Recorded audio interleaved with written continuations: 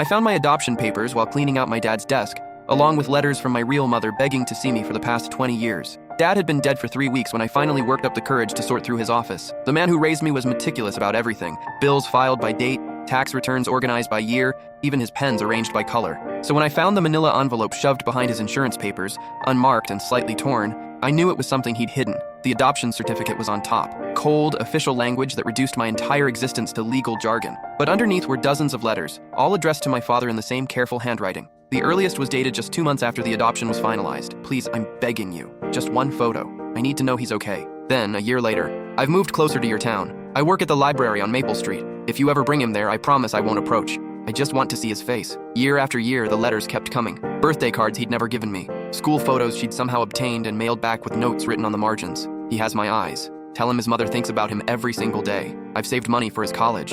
The account number is attached. By the time I was 10, her tone shifted from pleading to desperate. I know you think you're protecting him, but I'm not the same person I was at 19. I have a good job now, a stable home. Please. When I turned 18, she wrote, he's legally an adult now. He has the right to decide for himself. The last letter was postmarked 6 months ago. I have cancer. The doctors say I have maybe a year. I don't want to die without telling him I never stopped loving him. Please. My hands were shaking. Dad had intercepted 20 years of letters, 20 years of a woman, my mother, trying to reach me. I drove to the library on Maple Street that same day. She was behind the reference desk, exactly where she'd said she'd be 2 decades ago. Older now, graying hair pulled into a neat bun, but I recognized those eyes immediately. My eyes. When she looked up and saw me standing there, she dropped the book she was holding. David, she whispered. I nodded, not trusting my voice. She came around the desk slowly, as if I might disappear. I worked here for 23 years, she said, tears streaming down her face. Every day, hoping. I found your letters, I managed. She covered her mouth with both hands. All of them? Every single one. We talked for 4 hours in the empty library after closing,